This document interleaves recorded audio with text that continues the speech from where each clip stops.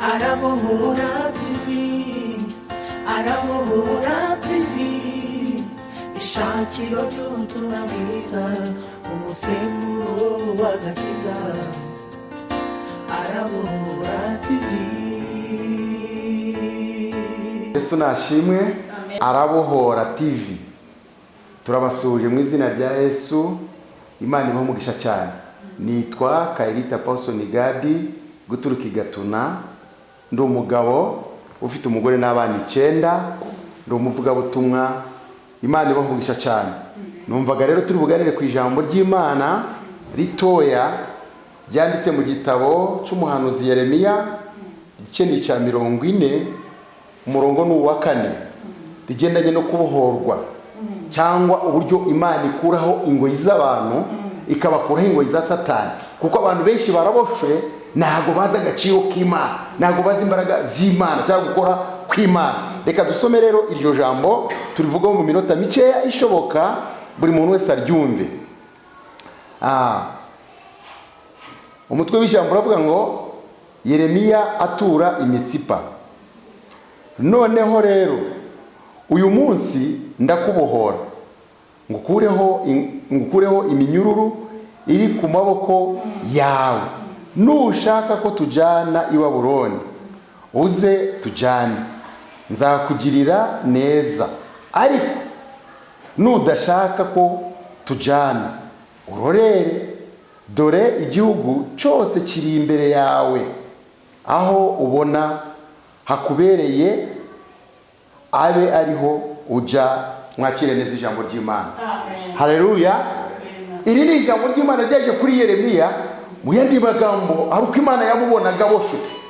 Natwe muri iyi minsi aruko Imana itubona, ukabona umuntu arimo aragenda, ukabona umuntu arubatse, ukabona umuntu afite akazi ariko araboshwe. Hari ibintu byinshi bijya biboha abantu mu buryo butandukanye. Hari igihe Satani agushyiraho igoyi, hari igihe Satani agushyiraho igitutu, hari igihe Satani agushyiraho ibikabyo akakuboha, agatuma wiheba, agatuma utizera Imana yaremye ijuru n'isi. Ariko none ijambo rije muri aka kanya, muri aya masaha rivuga ngo niba ushaka ko tujana i Babuloni turajana. Niba ushaka ko tujana igihugu kiri imbere yawe, hitamo neza, hitamo gukorera Imana ibohora. Natwe yaratubohoye. Hitamo gukorera Imana ikiza, hitamo gukorera Imana ikura ku cyavu, ikicazanya n'ibikomangoma, ikicazanya n'abakomeye, igakuraho ikanashiraho. Yigeze ibwira umugaragu wayo Kuro, iramubwira ngo kura umugaragu wanjye, iramubwira ngo nzakuja imbere hataringaniye nzaharinganiza, iramubwira ngo ibinduzo by'ibyuma nzabicamo kabiri, iramubwira ngo iminyururu yose nzayicagagura. Ijambo ryanejeje iravuga ngo nzakinyuruza abana kugira ngo gucenyeze. Haleluya. Imana igikenyeza abantu, ikenyuruje abana.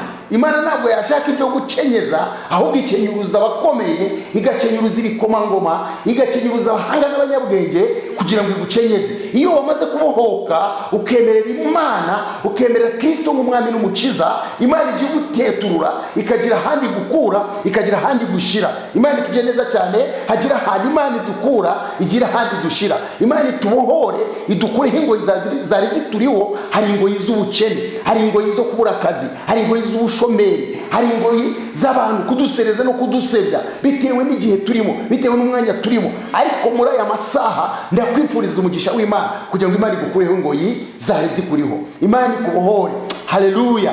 Imana ikubohore. Dufite Imana ibohora. Natwe yaratubohoye, natwe mubona tuvugira hanga yaratubohoye. Hari aho yadukuye, hari aho yatwicaje.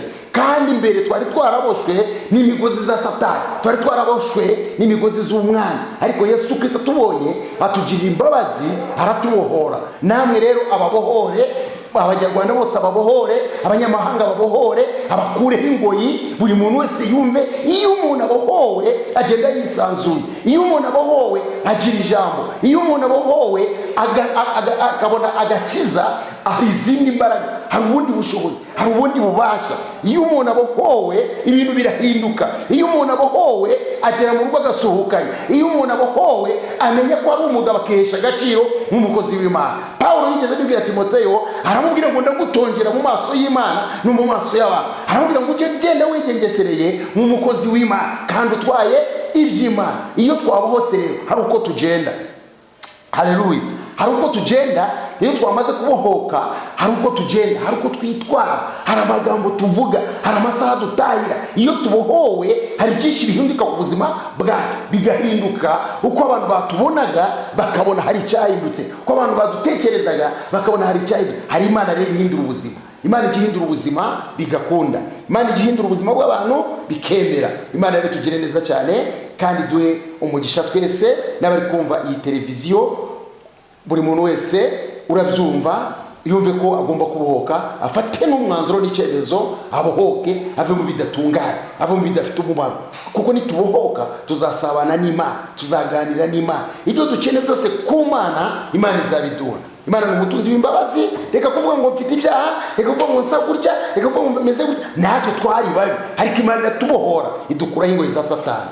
Ubu duhagaze dushima Imana, tuvuga imbaraga z'Imana no gukora kw'Imana, kuko twarayibonye. Atari amaso y'abandi, atari amaso y'undi, ariko twayiboneye ubwacu. Imana itugire neza cyane.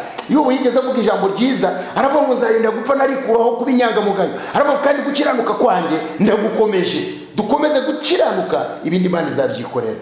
Murakoze cyane, Imana ibamugisha cyane. Tugiye gusengera abumvishira ijambo kugira ngo babohoke mu mutima kandi bumve bose rwose, kuko nibamara kubohoka Imana izabagirira neza. Turagushimiye Uwiteka Imana Nyiringabo. Mana, bohora imitima y'abantu bawe, bohora imitima y'abantu bazumva iki kiganiro, bohora imitima y'abantu bazumvira ijambo. Buri muntu wese abohoke, buri muntu wese yumve yagutse, buri muntu wese umwuka wera amuzeho, amutindeho cyane kandi amuvugurure, ahindure ubuzima bwe, ahindure imibereho ye. Kandi nibaguhamagara ubitabe, nibagushaka bakubone, buri wese abone mu maso yawe, kuko uri umutabazi. Natwe waraturengeye, nabo wabarengera. Naha wavuga ngo birakomeye, nabavuga ngo ibyo biroroshye. Oya, twese byari bikomeye, ariko uradukiza, waradutabaye n'abantu uzabatabara. Twizeye kubikora kwiyubahisha mu izina rya Yesu. Amen.